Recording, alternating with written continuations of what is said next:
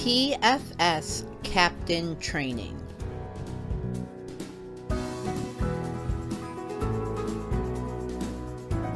This training video will cover the following topics: overview of the captain training and shadowing, overview of the captain responsibilities, skills and attributes of a captain, roles of a captain as they pertain to stations and event areas, groups of staff, seated and plated service, and assisting the floor manager. We will also cover the roles of a tasting captain and a staff captain. Please refer to the TFS handbook for full policies and additional details.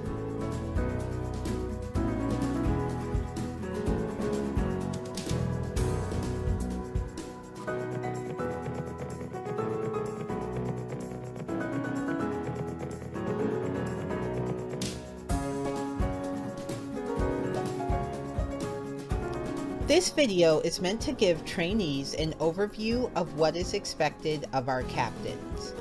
However, a significant portion of the training for this designation is hands-on and requires an additional shadowing portion.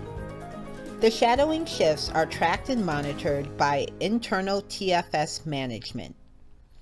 Each shadowing shift has specific points that an event manager, floor manager, and other leads will cover.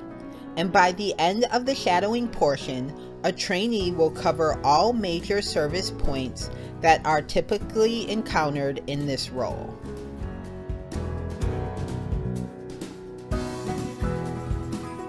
It works like this. First, a trainee completes the video trainings and the training quizzes. Next, a trainee completes 3 formal shadows, where the trainee is expected to shadow the event manager, floor manager, and captain and observe the roles of the captain. The trainee will not be expected to perform any significant front of house tasks. This is mainly an observation role and will be paid a waitstaff 2 rate. Finally, a trainee will complete 3 informal shadows, where the trainee is expected to work as an active front of house staff on the event and observe the role of a captain. They will be paid the rate of the front of house position they are serving in.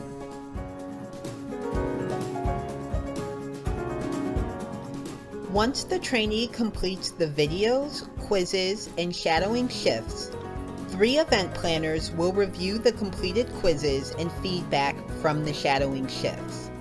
If the quizzes and feedback reflect that the trainee has successfully completed the training program, the trainee will receive the captain designation and will be able to sign up for captain shifts.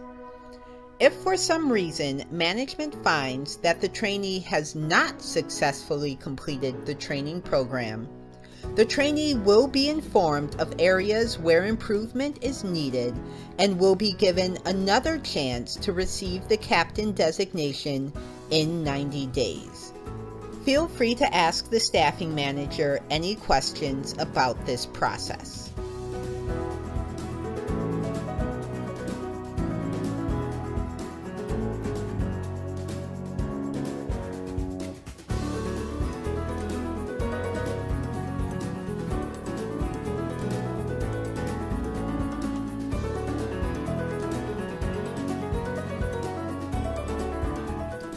What is a captain?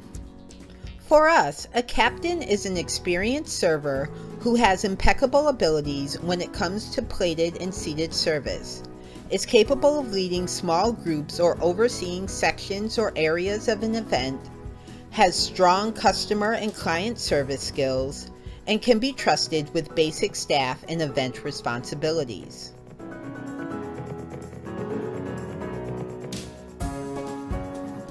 What are the responsibilities of a captain? The responsibilities of a captain can vary, depending on the type of event, the needs of the event, the needs of the floor manager, and other factors. The main responsibility of a captain is to assist the floor manager or event planner, depending on the front of house lead, in executing whatever is necessary for the event to be successful.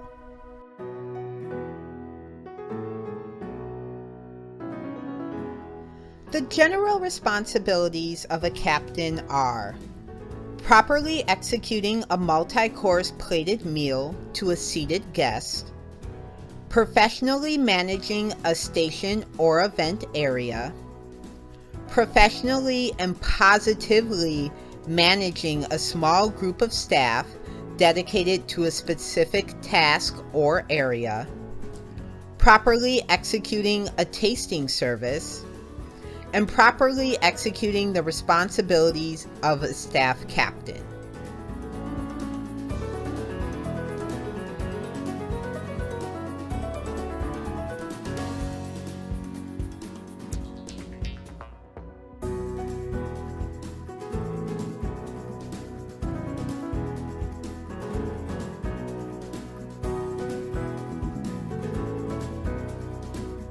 Our captains need to have certain skills and attributes in order to be successful in fulfilling the needs of this role. Many of these skills and attributes are highlighted in our management and leadership training, but we will review some of them throughout this training. They are communication, delegation/ability to take direction, understanding of procedures/experience, professionalism, and customer and client service skills.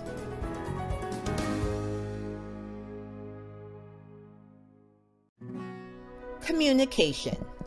This is the most important skill, since communication is key to successful service. Captains should be able to communicate event and menu details to staff, as well as any special instructions from the event manager or floor manager.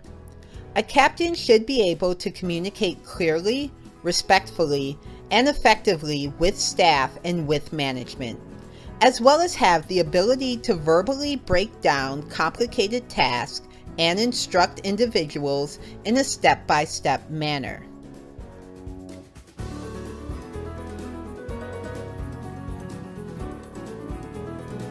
Delegation/ability to take direction. A captain often acts as an in-between for wait staff, back-of-house station leads, and the floor manager.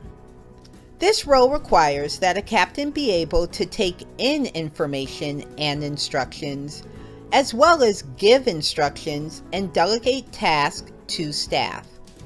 For example, a captain may be given a general task, such as keeping an area presentable, and must be able to delegate the multiple necessary duties to their staff in order to accomplish the general task.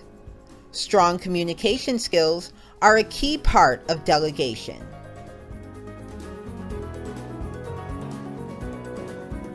Understanding of procedure/experience. A captain needs to have experience with different aspects of service in order to be successful. This begins with an understanding of both company policy and procedure as it applies to staff, clients, equipment, and on-site event execution. It also includes hands-on experience with executing events with our company, since every catering company and every event planner within that company has their own way of executing an event.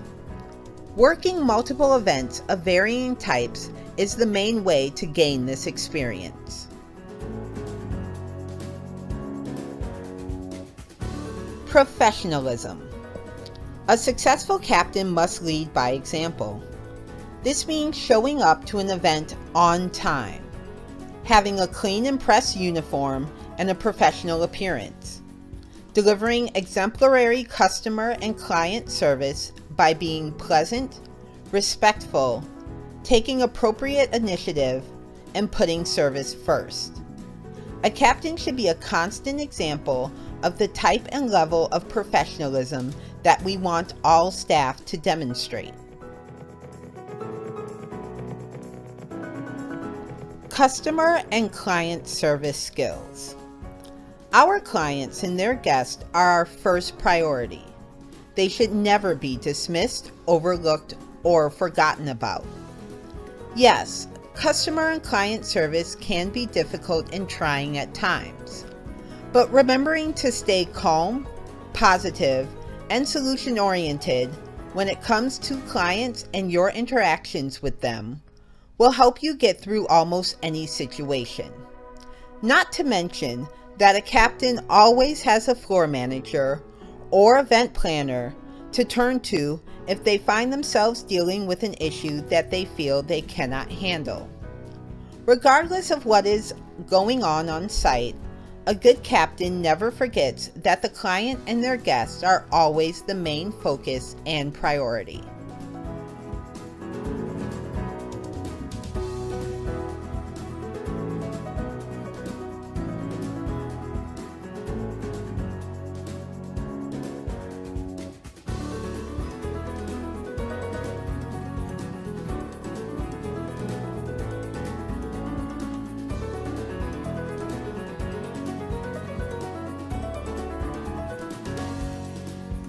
Different roles of a captain.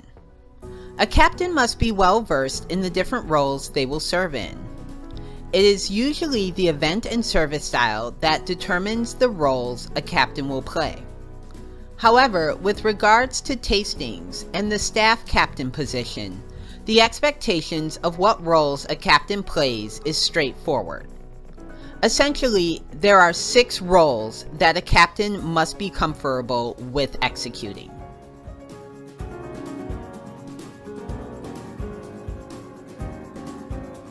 Stations and event areas. The captain is responsible for monitoring a station or an event space and making sure it stays presentable, well stocked, and addressing any issues that may arise. A captain may also be placed in charge of a task for the event, such as busing, and making sure that task is executed properly. Groups of staff. The captain is in charge of a group of staff for events with large amounts of staff or a number of staffing agency people, and monitors the group to make sure their team stays motivated, duties are performed, and issues are handled or conveyed to the floor manager.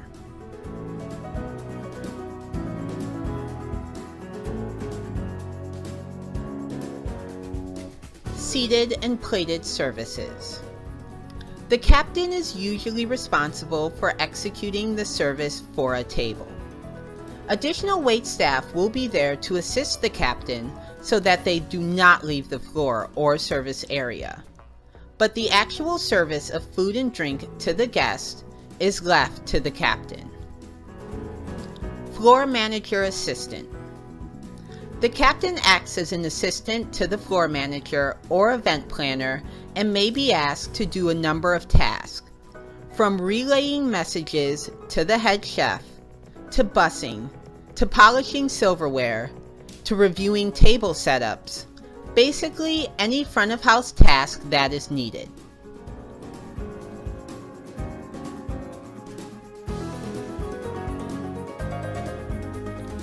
Tastings. Captains are the only individuals who are permitted to do service for a tasting. Captains are responsible for setting up, service, and breakdown for the tasting.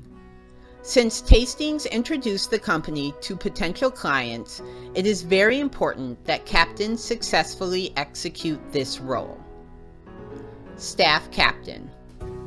Staff captains manage staff timekeeping, signing staff in, out, and making sure staff adhere to break requirements for large events with large amounts of staff.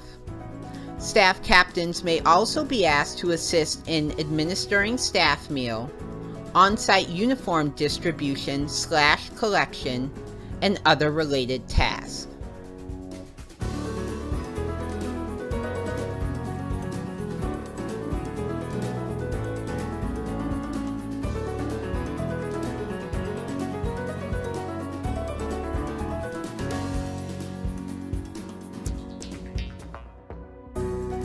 Managing a station or an event area is one of the most common roles of a captain, usually at a large reception, conference, or similar event. In this role, a captain is put in charge of a station, an action station, a stationary station, a buffet, or multiple stations.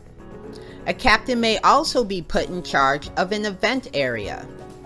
The area may be designated by the floor plan or by the layout of the venue, such as a second floor or terrace area. Finally, a captain may be put in charge of a particular task, such as busing for an event.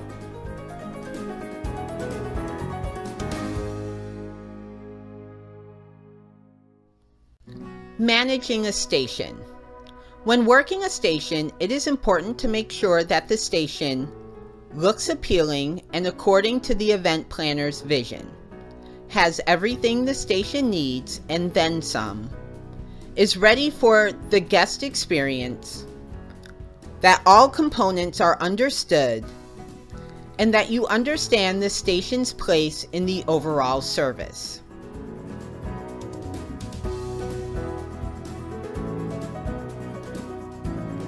First, a station should always look appealing and according to the event planner's vision. In catering, we always want our food to look as appealing as possible, which means our stations must look inviting and draw people in. Stations need to be and stay clean, uncluttered, and should highlight the food that is being served. The station is designed according to the event planner's specifications and their design plan. Unless elements of the design impede service, they should not be altered. Any alteration should be reported to the floor manager or event planner.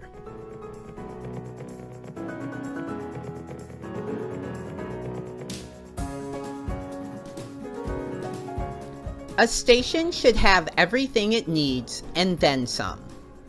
The needs of a station will usually depend on what is being served and how it is being served. Certain cuisine needs utensils in order to be consumed, while others come on skewers or in containers that are meant to be consumed.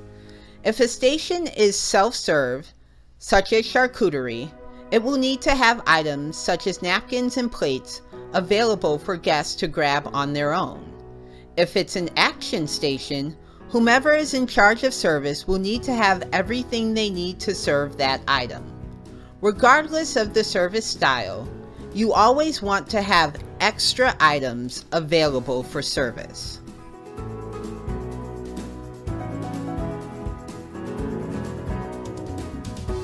All stations must be ready for the guest experience. A station may look ready, but you will not know it is ready until you have tried to experience it. Before guests arrive, a captain should try to experience their own station and the food that is being served. With permission from the floor manager or event planners, a captain should approach the station, consume what is ever being served, and stay and check their hands.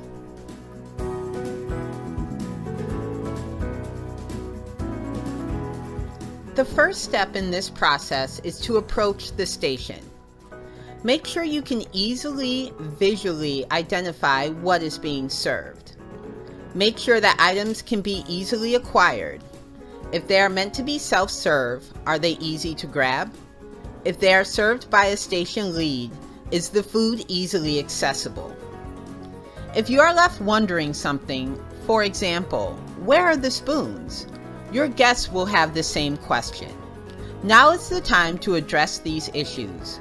Adjust items, adjust signs, or modify the station setup. Do not wait until guests have arrived to see if it will be an issue. Assume it will be and address it before service.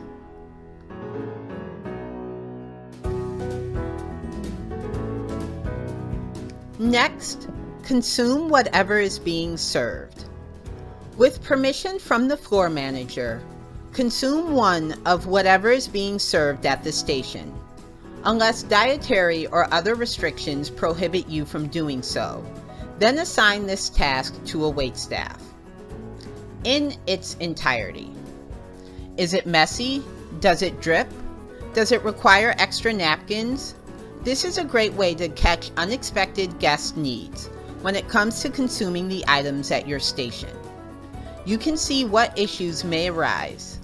For example, with crumbs collecting or falling garnish being an issue. Also, this is when you will want to note the components, including flavor, texture, and other aspects, so that you can better explain the items to guests.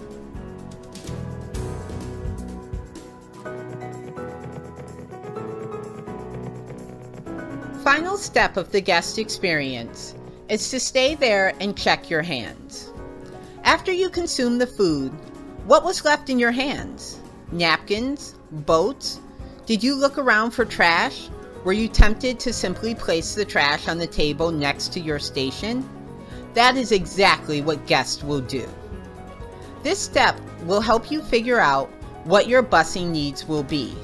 Items with a lot of compostable elements or large compostable elements will require more busing than items that have little to no compostable elements, as well as anticipating what areas near your station may need additional busing due to what the station is serving.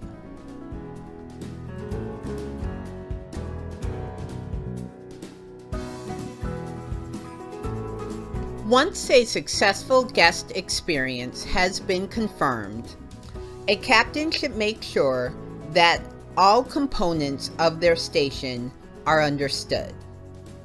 Guests will always have questions, even if the answer is clearly on display. A captain should be ready to explain the components of the station to waitstaff and guests. This means that they should have an understanding of what is vegan, gluten-free, has dairy, has nuts, etc. A captain should also have an idea of what the components are. Are these herbs?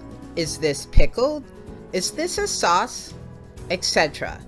And be able to simplify complicated explanations of these components.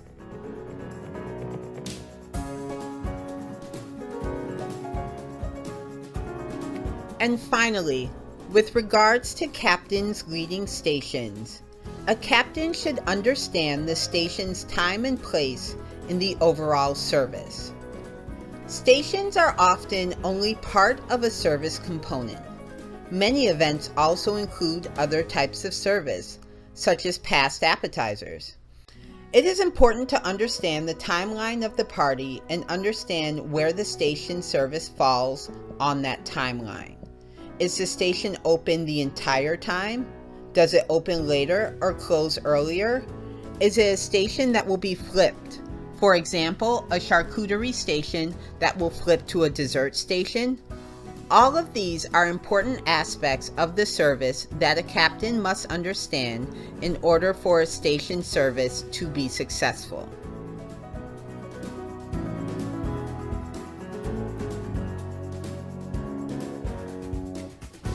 Manage an area. When managing a particular area, it is important to make sure you execute the task necessary for that area. In general, managing an area involves 3 simple tasks. Keep the area clean, keep the area well stocked, manage any issues, as well as executing any specific task that the floor manager or event planner may ask for that area.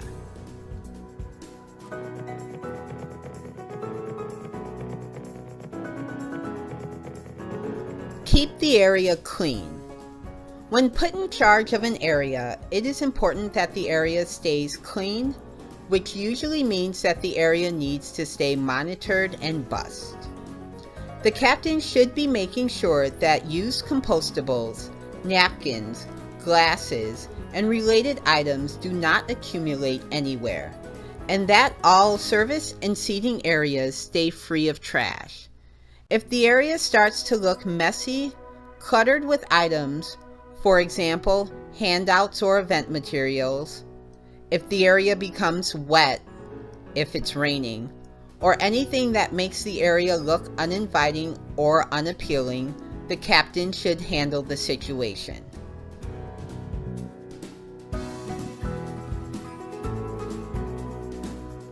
Keep the area well stocked.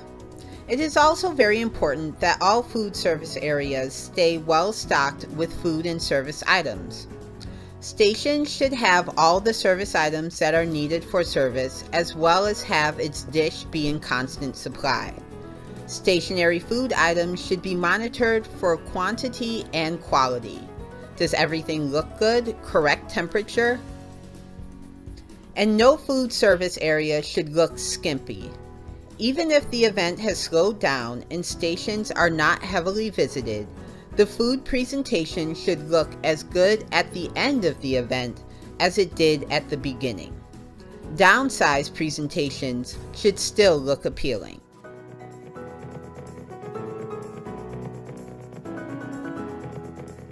Manage any issues.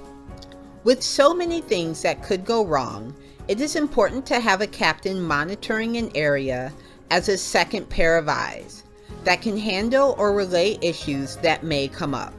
Sternos may go out, someone may tip over a chafing dish and spill items, guests may have questions about allergens, guests may lose or misplace serving utensils, etc. A number of things may need addressing, and it is important to have a lead available to address those issues promptly so that the event can continue smoothly.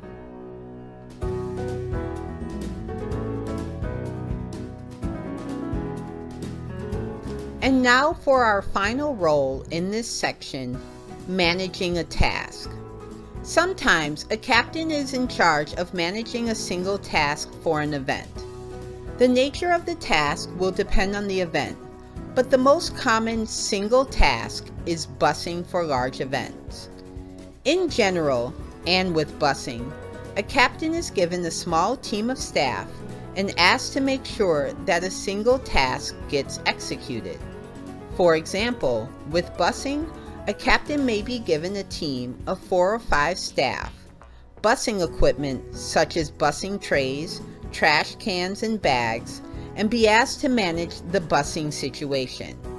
That captain is then in charge of using the staff and equipment to manage that single task.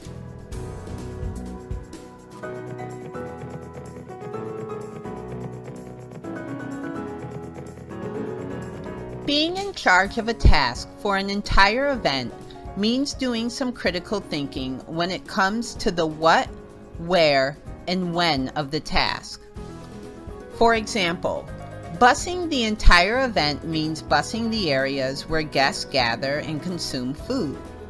But it also means thinking about busing in areas that may not be so obvious. Glassware often collects in restrooms. People will leave trash on any surface, such as floor speakers, gift tables, and on decor such as decorative wine barrels, etc.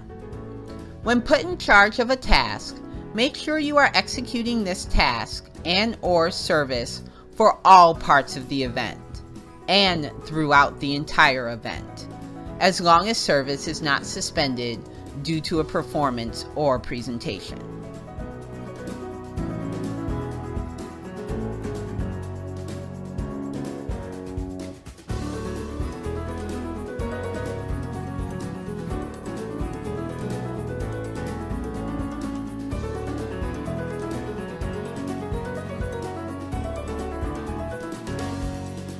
Managing small groups of staff.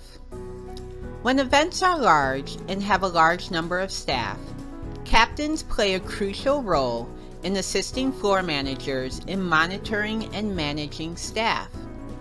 When serving in this role, it is important that captains remember the management and leadership training and the skills that they learned. Mainly, it is important that captains keep in mind effective communication, positive communication, that delegation is a loop, and the disciplinary hierarchy.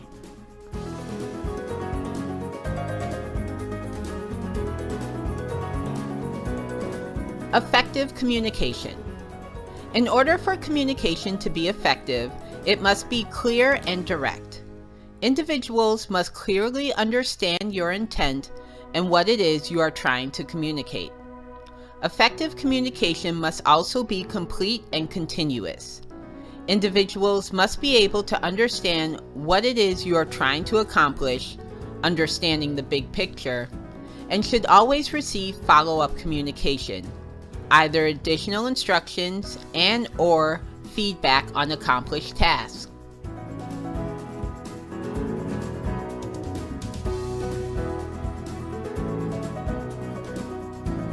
Positive communication. Positive communication is key to leading a team. All of our managers and leads should be treating and speaking to employees in a manner that is appropriate and professional. Managers and leads should be using motivational phrases to create a positive work environment. A good lead knows how to motivate staff throughout an event. They do not berate staff or speak to them in an unprofessional manner. A good lead keeps their cool and keeps it professional.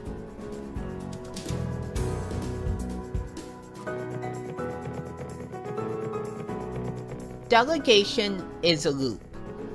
When a good leader delegates, they make sure of three things. That when they are delegating a task to someone, that person understands the big picture and final goal. That the person understands exactly what is being asked of them and exactly what is expected of them. And that once the task is completed, that the staff member comes back to the lead to confirm the task is completed correctly before the staff member moves on to a new task.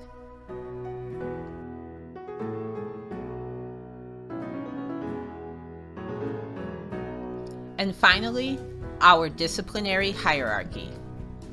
When managing staff, disciplinary issues may arise. When this occurs, a captain should not administer any disciplinary action. Administering any discipline to staff must come from the floor manager. This includes having staff take 5 or even issuing any verbal warnings. If/when a disciplinary issue arises, a captain must get the floor manager and allow them to handle the situation. A captain may offer additional information on an issue, but when working on site, disciplinary action must come from the floor manager or head chef for back-of-house staff.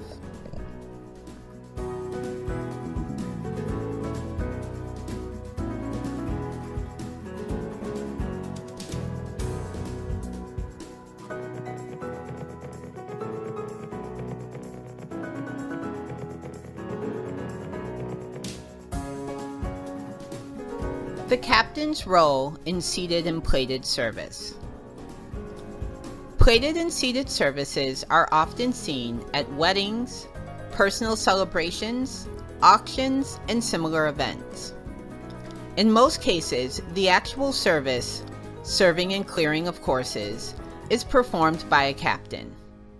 A captain may be in charge of serving a large table or a small group of table, the bride's table, or a single table of a VIP guest.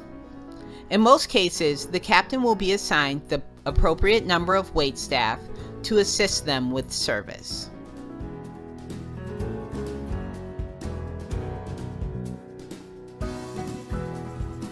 The role of a captain is to serve the various courses of the meal to the guests that are seated at the table. This means that the captain must have impeccable seated service skills and must be beyond proficient when it comes to seated service. Captains often have stations for their table or service area that are well stocked with everything that the captain will need to perfectly execute service. The captain's station should be prepared before service begins and should be maintained by the waitstaff assigned to the captain throughout service.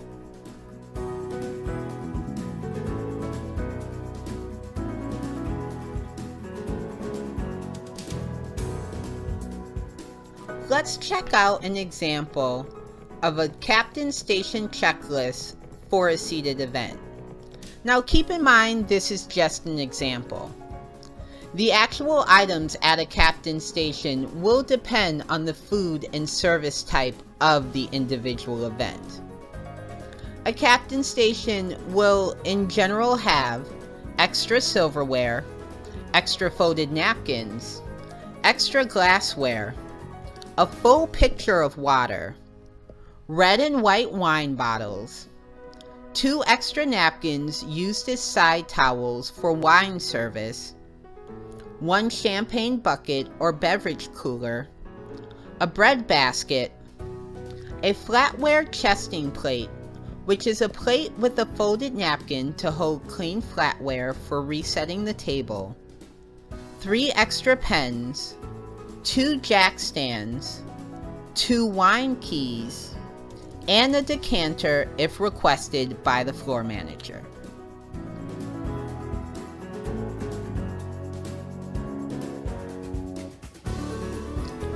When executing service, captains must be able to perform the following tasks with expertise: setting a table properly with glassware, flatware, silverware, etc., properly serving water and wine, red and white wine, properly serving and clearing various courses of a plated meal, properly executing tasks related to transitioning to different types of service, such as transitioning from dinner to dessert service.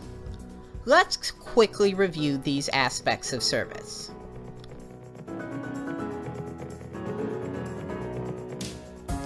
First, let's review how to set a table.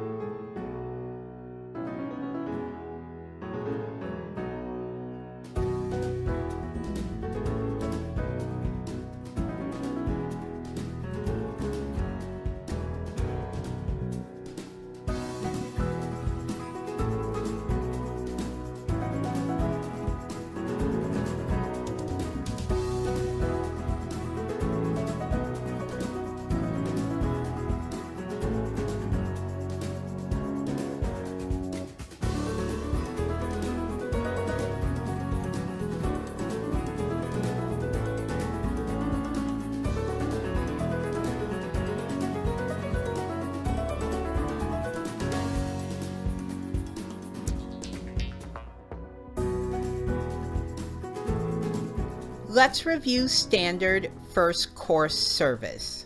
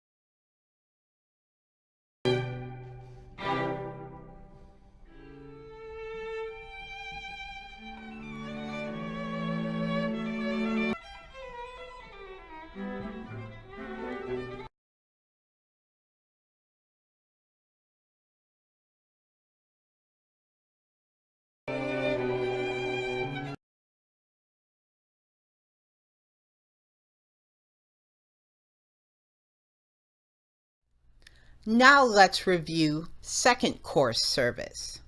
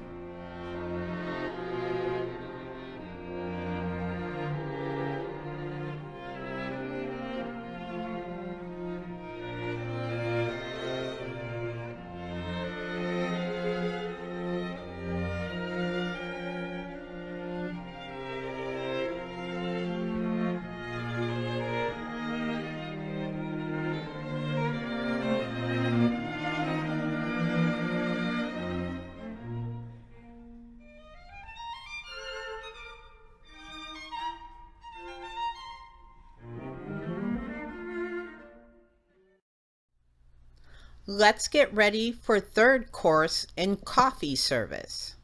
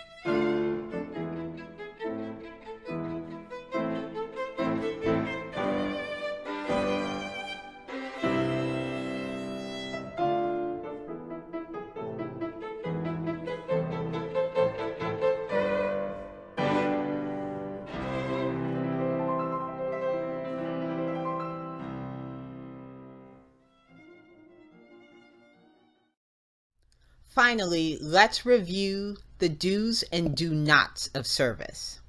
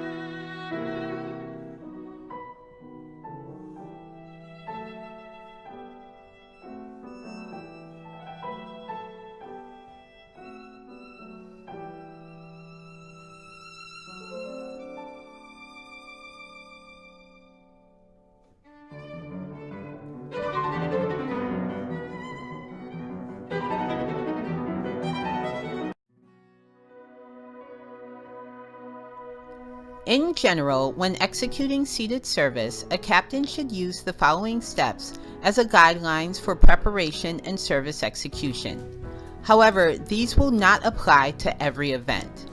The specific details will always be conveyed to the captains before service starts. First, a captain should never leave the floor or the area that they are servicing. The waitstaff assigned to the captain should be the individuals who leave the floor when necessary. The captain should remain in the service area or with the tables so that they are available when guests need them.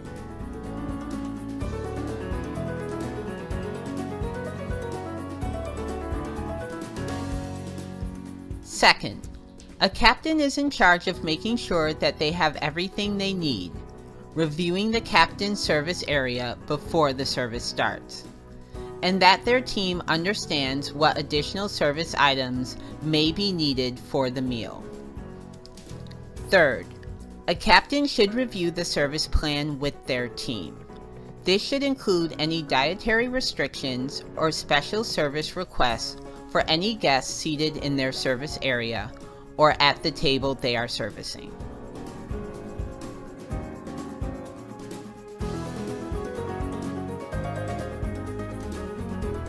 Fourth, a captain should clearly and properly, according to the event plan, communicate entree choices to the kitchen/expediter via their waitstaff. They should make sure they understand how the event planner, floor manager, and/or head chef want this information communicated.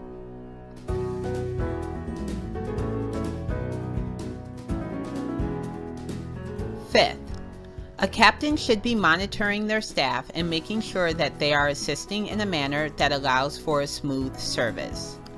A captain should also be aware of which of their waitstaff have had or need a break. Finally, a captain should be using their staff wisely. And once the event starts to draw to a close, a captain should be able to decide if they still need their waitstaff. For example, if there's still a lot to bus and break down, or if their waitstaff can be dismissed from assisting the captain and delegated to other tasks.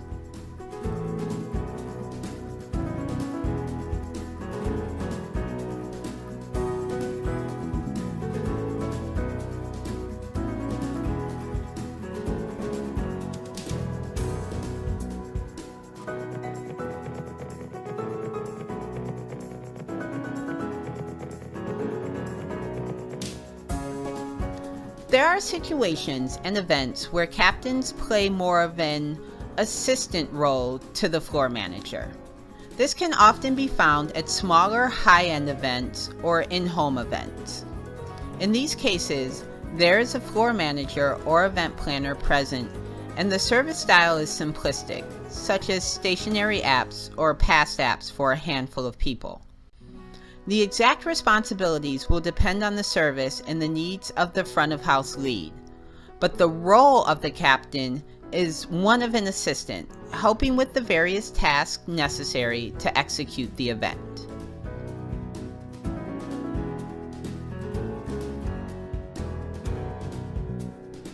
A captain may be asked to execute tasks along the lines of a server, such as serving past apps or bussing areas, a beer and wine bartender, or general captain duties, such as overseeing stationary apps or service areas. It is also important to keep in mind that when serving in this role, you will often have a significant amount of interaction with the client and guest. So captains must make sure they are using their best customer and client service skills.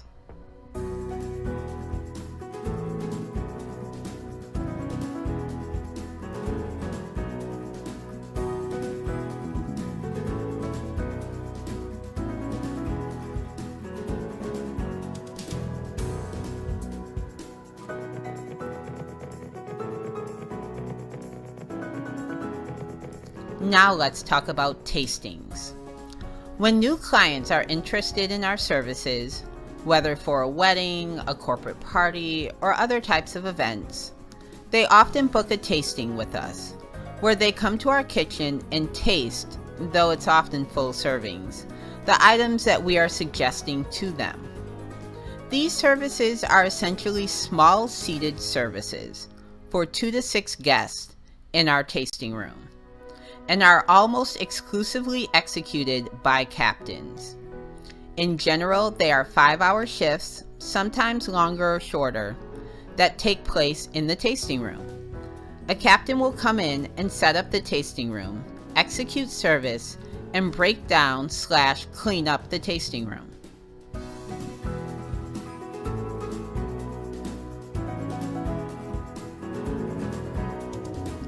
A tasting is considered an independent service. By this, I mean the event planner will be present, but their role will involve heavy interaction with the client. This means that the event planner will be busy with the client and sitting with the client during the tasting. The captain works with the head chef throughout the service, but has little interaction with the event planner once the client has arrived. The event planner essentially becomes a guest and is no longer acting as a front of house lead.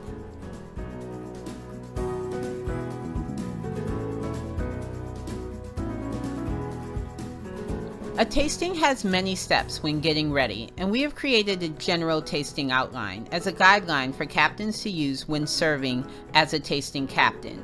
It is available in the tasting room for captains who are interested in reviewing a copy. We'll cover it now.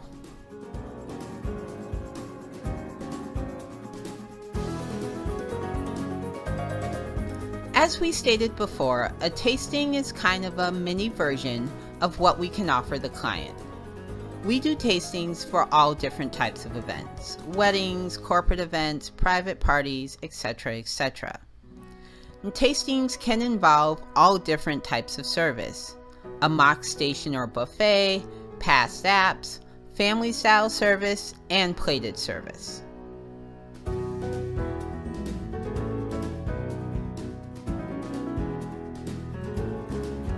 Let's review the steps of the tasting shift. First, you check in with the event planner. Who that is can be found in the scheduling system, and you get the rental equipment order from the event planner. Then you get the rental equipment itself from the warehouse, located in Suite 309. The event planner will tell the warehouse what needs to be pulled. The warehouse manager and warehouse staff will pull what is needed from the actual shelves. Do not go into the warehouse and just start pulling things from shelves. Your pulled items should be waiting for you in the warehouse. If you are missing anything, let the warehouse manager or staff know. Next, you pick up the rental equipment, a 6-foot table, and linens. Load up a dolly with all the items that you will need from the warehouse. Do not bring the dolly through the tasting room. We do not want the dolly wheels on the tasting room floor. Once you load up the dolly, bring the dolly through Suite 310, which is the kitchen, and up to the glass tasting room doors.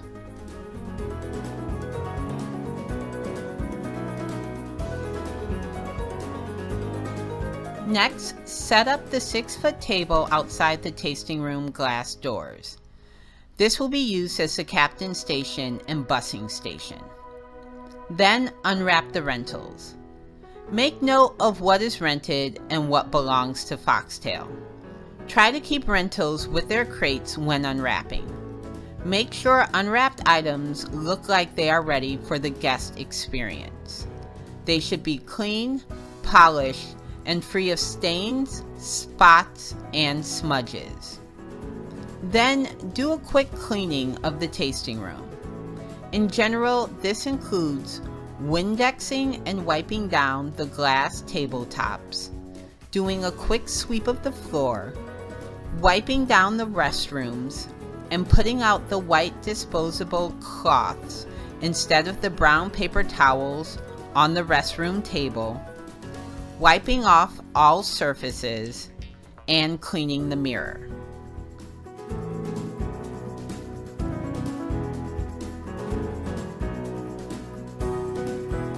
Setting up the bar cart. Find out what the situation is with beverage service for the tasting by speaking with the event planner.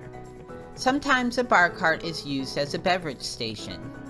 Make sure you have ice and get the bar cart iced down before service. A bar cart can also hold extra napkins and flatware for service. Setting up decor in the tasting room. The event planner in Chelsea will deal with the decor and flower setup, so no need to worry about that. Pre-service plan. The event planner will go through the service, the type of service, what is being served, vessels and platters to use, but the captain's point of contact during the service will be the head chef. Speak with the head chef and know what dishes are being served and when.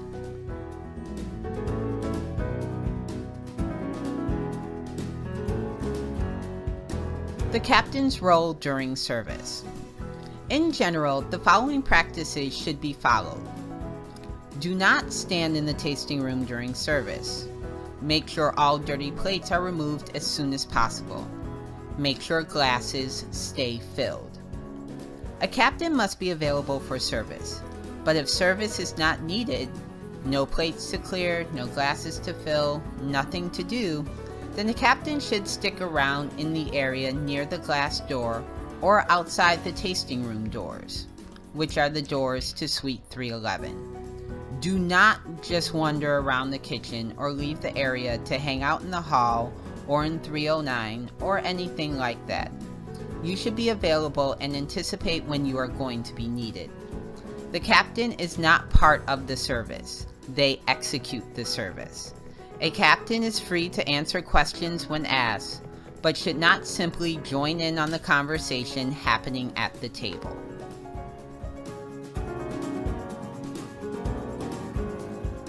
The captain's role with the head chef. The captain is working with the head chef, so there will be times that the captain will be walking dishes into the tasting room with the head chef. Remember that a captain should be taking their lead/directions from the head chef. However, the captain is also the head chef's eyes and ears in the tasting room, and they are responsible for communicating how service is going in the tasting room. Are they eating too quickly, too slowly, commenting on the food being too hot or too cold? The captain should let the head chef know of any feedback that can help the head chef make the culinary experience better for the guests. However, feedback should be communicated in a positive and proactive way. The captain should not insult the head chef or the hard work and effort they have put in.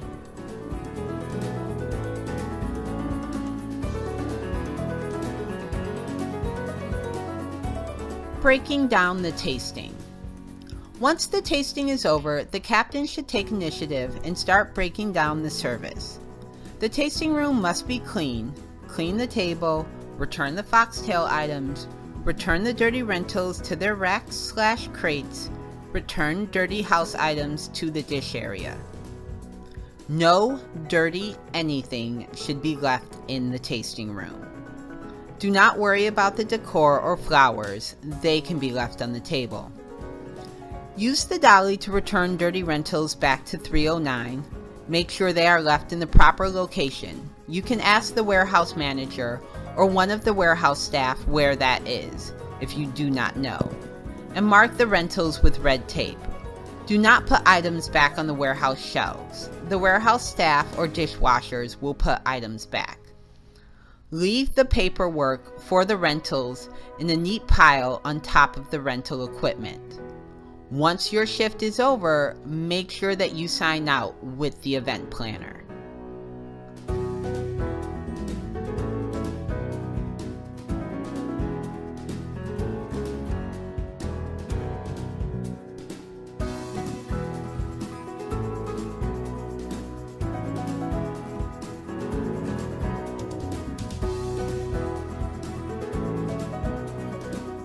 And last but not least, the role of staff captain. At large events and with a large number of staff, We often require staff captains in order to assist with the management of staff. Though staff captains do not manage staff in terms of assigning front of house or back of house duties or tasks, or overseeing stations or anything like that, they manage certain parts of on-site staffing, as well as assisting the event planner or front of house lead in handling staff needs.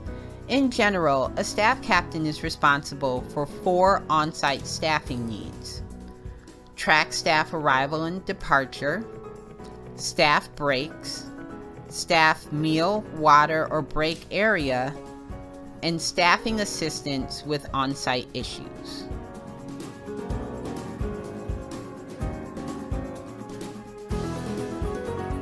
When starting a staff captain shift, in most cases, the staff captain is scheduled to arrive before most of the staff. Upon arrival, the staff captain should locate the front of house lead, the floor manager or event planner, and establish where they will be stationed, which is where staff will be checking in. Next, they should get the staff timesheet from the front of house lead or the event binder and review the staff. Any staff who have already arrived should have their arrival times already entered. If those times are not entered, the staff captain should go back and fill in the missing times before the rest of the staff arrive. Check in with staff about when they arrived.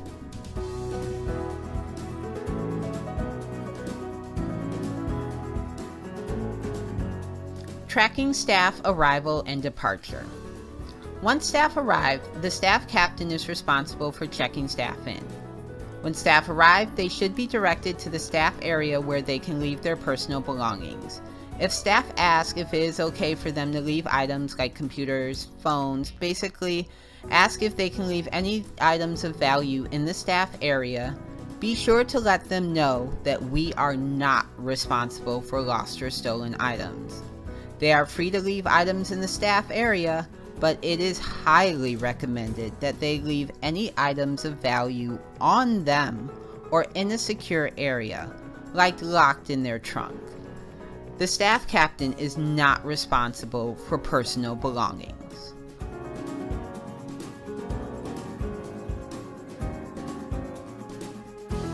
Staff should not be checked in until they are ready to work.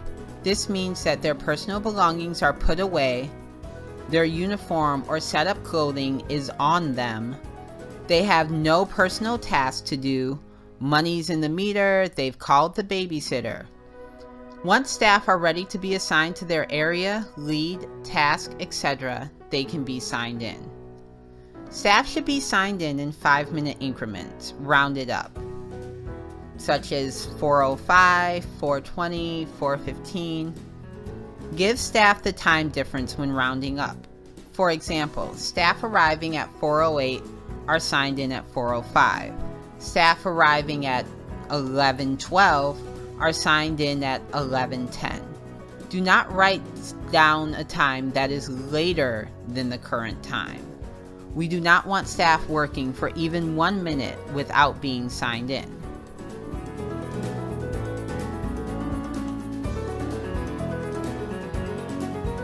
When signing staff out, the staff captain should confirm that the staff has been dismissed by their lead or whomever they were reporting to.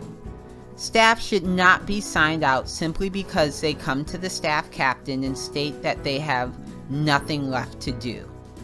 Tell them that they need to check in with their lead or whomever was managing them throughout the event and get dismissed by that person. The staff captain does not dismiss staff. They only sign staff out. Again, like with signing staff in, staff should be signed out with the sign out times being written in 5-minute increments. The staff captain should also round up when signing staff out. For example, staff leaving at 10:03 should be signed out at 10:05.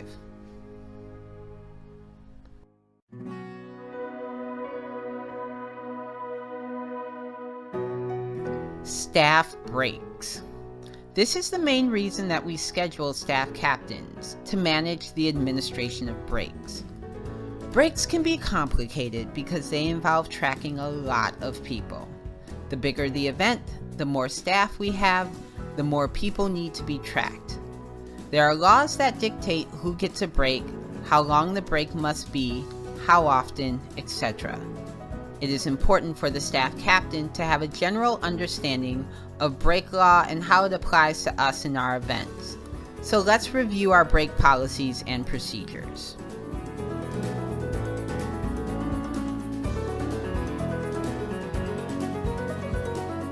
First and foremost, if a staff person is requesting a break for a serious, urgent, physical, or medical reason, they should be given a break.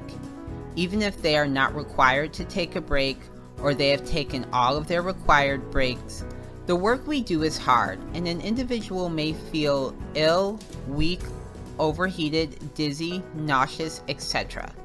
It is important that we allow people to take a moment to compose themselves or figure out if they need to excuse themselves from the shift.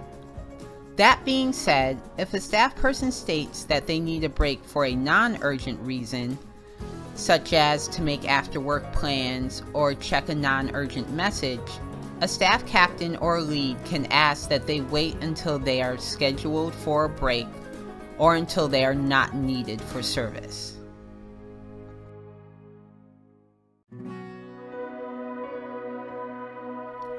Right now, we're going to review kind of a general guideline for who needs breaks and who doesn't need breaks. However, each event has a timesheet, and each timesheet lists who needs to take a break and who can waive a break and who needs multiple breaks. So, in the case of individual events, you should always refer to the timesheet. But let's review, like I said, a general idea. In terms of breaks, event planners, head chefs, and floor managers are not required to take a break, but should be encouraged to take a break.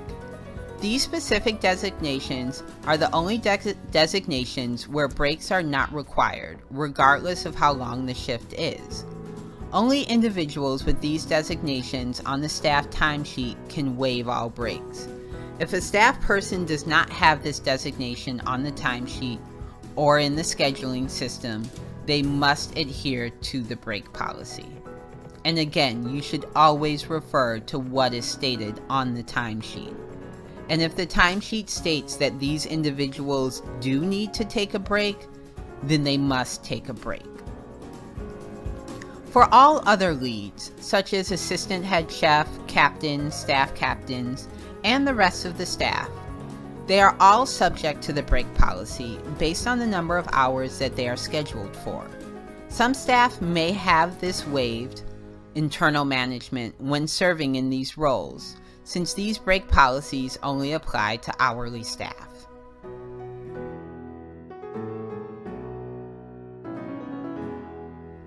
Before we break down break policy by hours worked, it is important to mention that break policy gets a little tricky with respects to this. When we say staff who work 5 hours or less, we mean just that. As soon as you go 1 minute over, it can be a completely different situation with regards to break policy. Since the timesheet is set up based on scheduled hours, it is important to avoid signing staff in early, if possible, and to let leads and or managers know if there are any issues with staff staying later due to the break policy. So now, let's get into it. So, for staff scheduled for 5 hours or less, so this is really rare in our business, but sometimes staff are scheduled for simply a 5-hour shift, and in really rare cases, a less than 5-hour shift. For staff who are scheduled for this length of time, they are entitled to 1 10-minute break and no 30-minute break.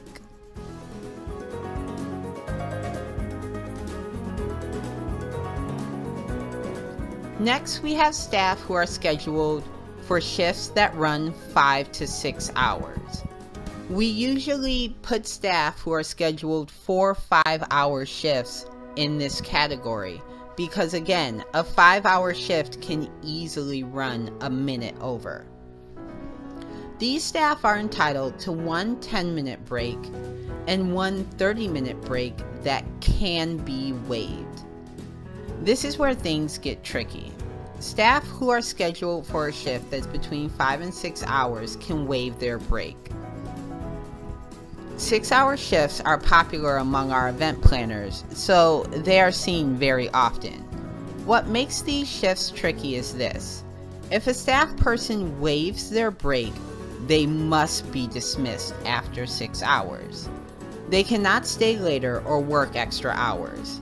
In order to stay on this shift and work for us longer than 6 hours, they would have to have taken a break. If staff members do take their break and they opt not to waive it, then they can stay later and they can work beyond the 6-hour cutoff if needed.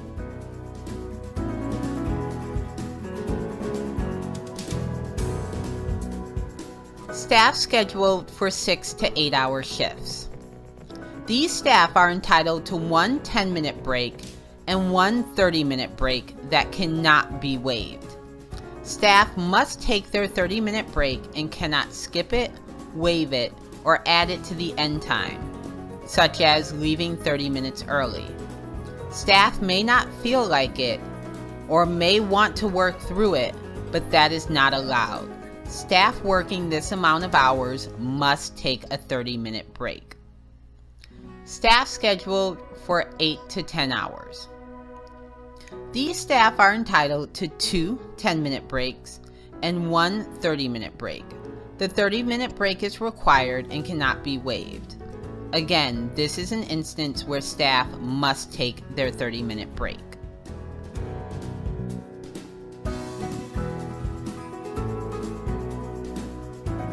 Staff scheduled for 10 to 12 hours. These staff are entitled to two 10-minute breaks and two 30-minute breaks. The first break is required. The second break can be waived. This means that the staff can sign off on their second break, acknowledging that they were offered a break but have chosen to waive it. They are permitted to change their minds and take the second break if they want. For staff scheduled more than 12 hours. These staff are entitled to three 10-minute breaks and three 30-minute breaks. The first, second, and third break are required and cannot be waived. These cases are not common, but are usually seen with head chefs, assistant head chefs, and front of house leads for all-day events.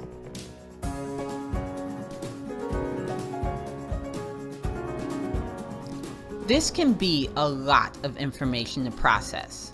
It is important to remember that every event finder has multiple sheets and charts to give staff captains and other leads a visual of what the break policy is.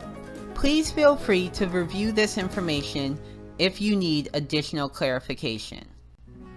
It is also important to make sure that all breaks are accounted for and staff who are waiving their breaks have signed off on the timesheet. For large events, this can require a constant review of the sheet. And again, the sheet will list for individual staff who needs to take a break and how many breaks are required.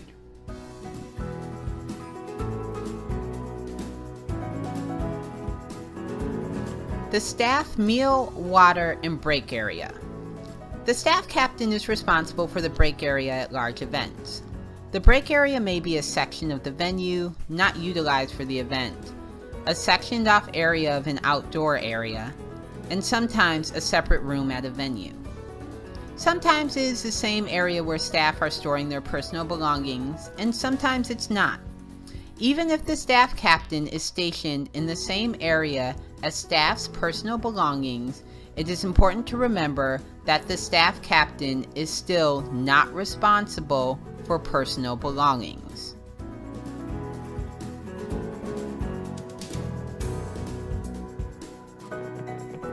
The staff captain should be aware of where the staff restrooms and water are located. There are instances where staff restrooms are different from the restrooms the guests are using, and the staff captain should know if that is the case. The staff captain should direct staff to the water stations whenever staff ask. If water stations or barrels are not present, there should be water in the staff area. The staff captain is responsible for making sure there's water present and it stays filled. If there's no water present, the staff captain should let the floor manager know immediately.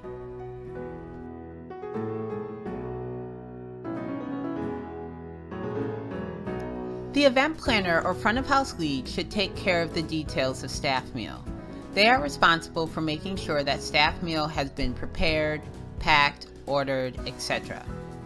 The staff captain is responsible for administering staff meal, making sure that there's an area for the meal to be served, clearing the table for the food, monitoring the food, and making sure it's used for staff meal, as well as keeping the staff meal area clean and organized.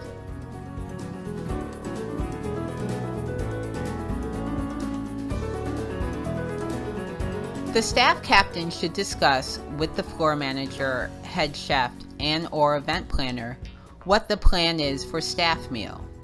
In some cases, the event planner or floor manager may request that the staff captain order food, usually pizza, for the staff.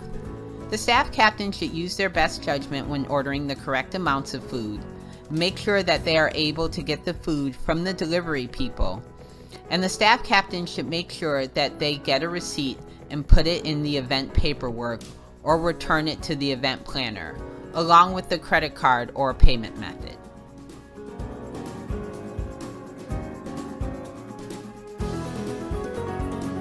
Finally, staffing assistance with on-site issues. Unexpected on-site staffing issues can be very time-consuming for the front of house or back of house leads. A staff person who is not feeling well or is dealing with a transportation issue may require immediate attention, but so does the event. The staff captain can help and assist by managing these issues. The staff captain should never handle an issue without the front of house lead being aware. If a staff member comes to the staff captain with an issue that does not require immediate medical attention, the staff captain should inquire and make sure the staff member informed their lead. For example, if they need to leave early for a personal issue, they must inform their front of house lead and get dismissed from the lead before going to the staff captain for any additional assistance.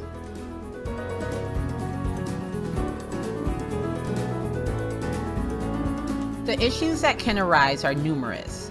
A staff person who is overheated or feeling dizzy will need to take a seat, probably be offered water and perhaps food like carbs or sugar if they have not eaten, and be monitored, which are all tasks the staff captain can take care of. Staff who have a flat tire or dead battery may need help with services, or staff who have to be transferred to another event may need a ride called for them. Again, these are all items a staff captain can handle. These types of unexpected situations would normally take up a lot of a floor manager or head chef's time, but a staff captain can serve as an assistant to help with these types of on-site issues.